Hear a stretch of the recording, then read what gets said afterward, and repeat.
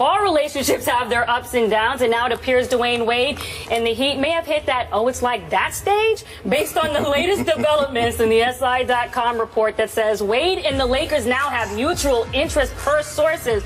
Wait, what? Yep, here is the deal. Wade is scheduled to make $16.1 million the final year of his current deal this upcoming season, but the 33-year-old Heat guard has an early termination option this summer, which allows him to flirt with other teams. Now, all of a sudden, we have random photos of Papa Wade on IG, and then we have, well, I mean, yes, you know, I know you want to talk about it, and then, of course, now it's ending up with this report coming out on SI. So how do you feel about that? Do you feel like Wade has any chance to end up with the Lakers? I'll say this. It'll be a good fit for Pat Riley, and here's why. I think Pat Riley is trying to get from underneath the specter of Dwayne Wade now. What better to have somebody else put that mutual interest out there? This way, Dwayne Wade has done a lot for this organization. 3 championships, but at 33 years of age, he's played 12 years. The last 4 years, including the strike year, he has not played a full season. Back in the strike year, 49 out of 66 games. After that, 69 out of 82, 54 out of 82, and then 62 out of 82. Pat Riley has been he's been very loud with the silence in terms of how things have stagnated. So I don't know if it's a good fit for Dwayne Wade with the Lakers. I'll say if you're the Lakers, you're not turning that down. If you're Dwayne Wade, you get a chance to go to Hollywood. You married Gabrielle Union, who's an actor, so you know she wants to be in Hollywood any chance she can get. But if I'm Pat Riley, I'm thinking, you know what?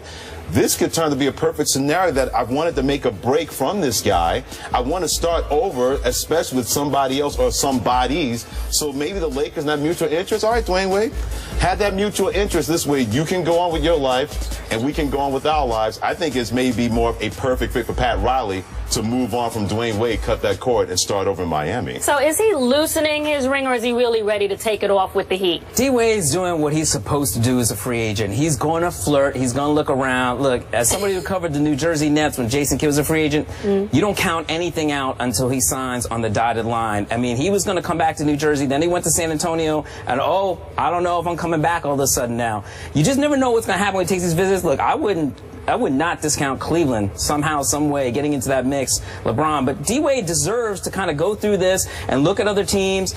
After what LeBron kind of did to him last year, left him hanging in the wind for a little bit there. He kind of sacrificed all that money for LeBron to come back. I will say this, though. He is Mr. Miami.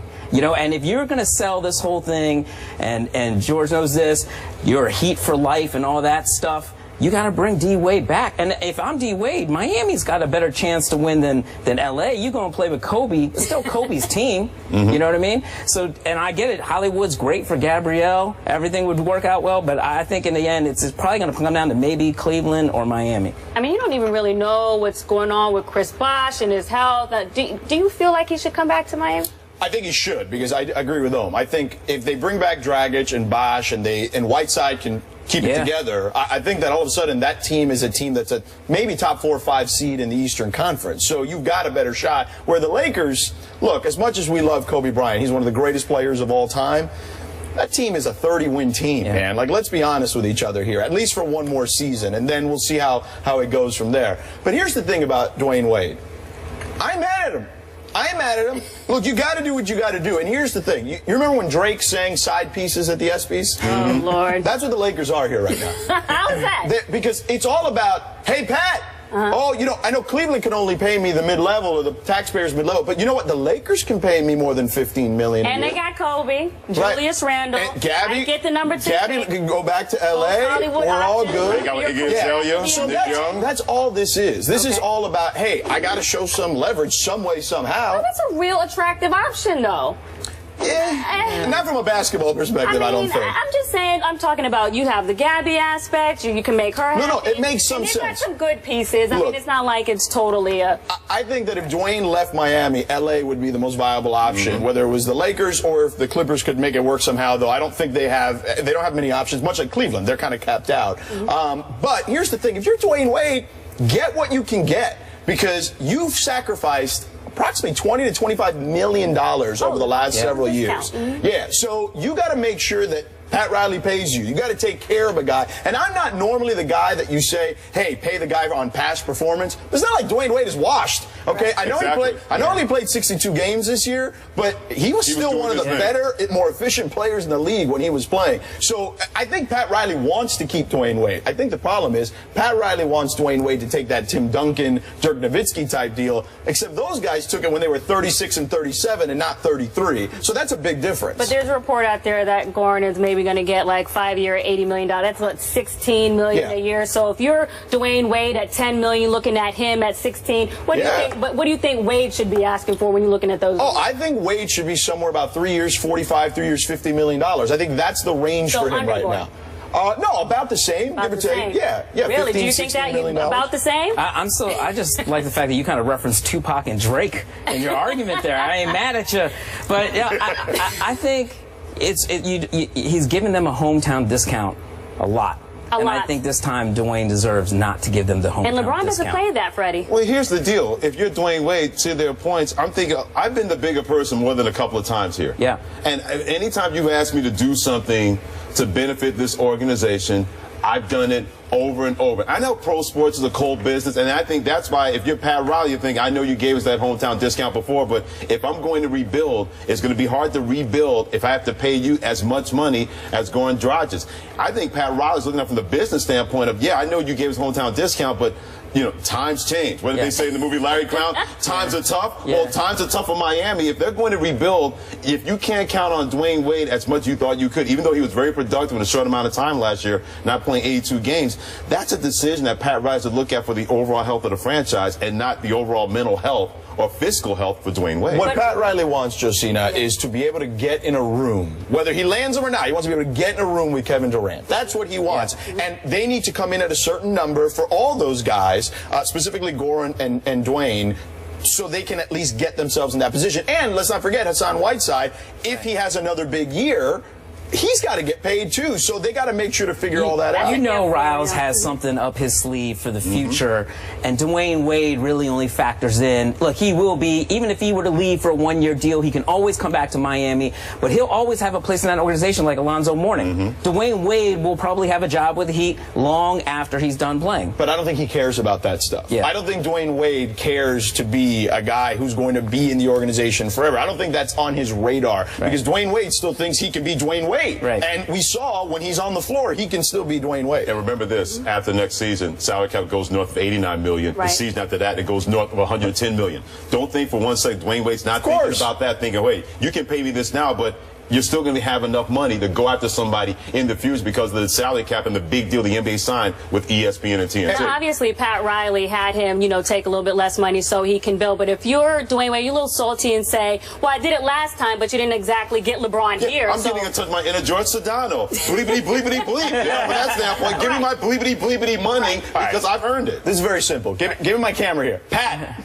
Please, just pay Dwayne Wade. Make us all happy here. Just pay Dwayne Wade. Keep him in Miami. One uniform for the rest of his career. Let's do it. You're a Miami guy. How will the fans react if Dwayne Wade is playing in purple and gold next season? Well, I don't think that will hurt as much. I think. How about the wine and gold? Cleveland. Yeah, the wine and gold. He went to Cleveland, all of a sudden things would change. If he went to the Lakers or the Clippers, anywhere else, even Milwaukee will have some money. He's got ties because of Marquette or whatnot. That wouldn't hurt as much. I mean, I know he's not Dan Marino, but he's been in South Beach for a long time and he brought him championships. He brought championships, which Dan Marino couldn't. They are on the same level, but the problem is, Pat Riley is also on that level, too. He brought basketball to Miami. I know they were an expansion team in the 80s, but in 95, when Pat came there, they became a destination. So it's going to be interesting. I don't know. I think people would be divided on that. It's called a loyalty fee. You got him at $15 million. I'm saying maybe about 17 to 18 because people are coming to see Dwayne Wade and not your boy. D-Wade, Gabby, we got you. It's not our money. What do we care? All right, well, speaking of the NBA draft is 4 days away, but we are asking if you could draft anyone,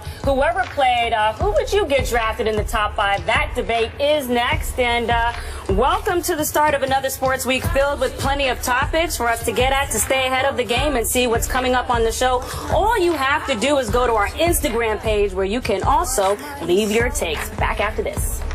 Come to your river, wash my soul. I will come to your river, Wash mine so I will come to you. Let's talk about him. Yes, that he will be back next season, but there is no certainty where the Truth will play next season. According to ESPN's Mark Stein and a Washington Post report, Pierce will play for the Wizards or the Clippers to reunite with his former coach, Doc Rivers. What is a better fit for him, though, the Clippers or the Wizards? I'll let you go first. You know what? I was there when he said that he didn't know if he was going to come back, and he was very emotional after making that three that didn't count. I mean, he looked like somebody had just taken his heart out of his chest. And I was like, you know what? He's coming back. I know he's not retiring. He loves this game too much. And I think the Wizards, he was able to do everything with the Wizards that the Brooklyn Nets wanted him to do with Darren Williams and that crew. But that crew, which they were a bunch of veterans, John Wall, Bradley Beal, listen. But I think as good of a fit as he is with the Wizards, I think he loves Doc Rivers. I think he loves Los Angeles. And I think the Clippers are probably closer to perhaps winning a championship than that Washington Wizards team, even though the Wizards are in the East. How do you feel about that? Oh, I agree wholeheartedly. Hometown there, Los Angeles, his relationship with Rivers. And here's the thing. I got into this a little bit over the weekend when that story came out with somebody on Twitter who was like, oh, but the Clippers, they run and gun and this, that, and the other. And I looked it up, and there's only one possession as far as pace per 100 possessions difference between the Wizards and the Clippers. So, look, you're going to have to manage his minutes anyway because he's up in age. And but Doc does a great job at that. Absolutely. So I think that's going to factor in. And, yes, they are closer to winning a championship. You got Chris Paul. You got Blake Griffin. They need a small forward now that Matt Barnes is in there. Yeah. You have him also kind of take Lance under the wing a little bit. I think Lance can be very productive in that Clippers locker room and with that Clippers team. So I think that it all works itself out for Doc to bring Paul Pierce to Los Angeles. Any chance from a Washington Wizards?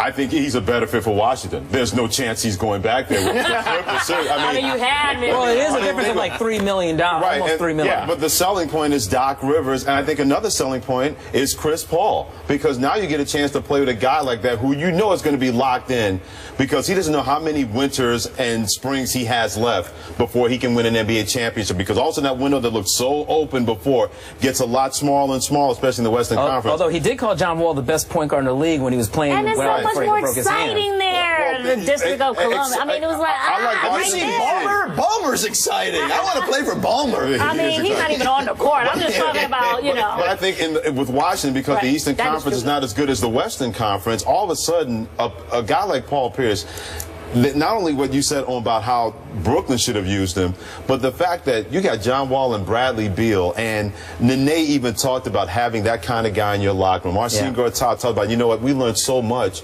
about being better men with having Paul Pierce in our locker room. That's why I think from that standpoint, it's a better fit for him to stay there.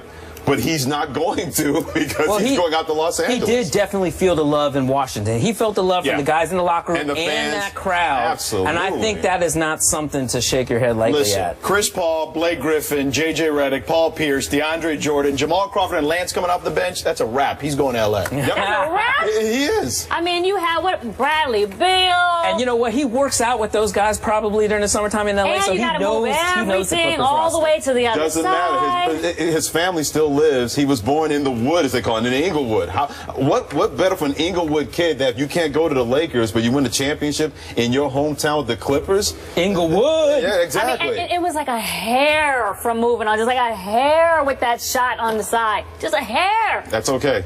That's okay for him. I don't have to be over it. Right. It didn't affect me. Yeah. I mean, but if you're Washington, they're building something. They're trying to align everything for Kevin Durant. That's what they're trying to do. Oh, if you watched it, look, it's what you said. We were a hair away from getting to the Eastern Conference Finals. I think that was it. And that would have been a better series against Cleveland. Right. I don't think there's any doubt. So I think there's that. And look, those guys are ascending. He's seen how they are ascending. But again, this is about winning a championship at this stage of his career. And the Clippers are just closer, even though the West is harder. Well, I know who won a championship today with being with you guys on this set, Freddie Coleman. I know. I appreciate you. My pleasure. Playing with me on Chris Broussard's celebrity basketball thing. Thank Chris Broussard. You did your thing. We appreciate you. And George, you definitely brought the thunder with all your ninja hot takes. So make sure we're going to do it all again tomorrow. She's calling game like Paul Pierce now. I'm calling game. She's calling series. On First Take, 10 a.m. tomorrow. Join us. We'll see you tomorrow.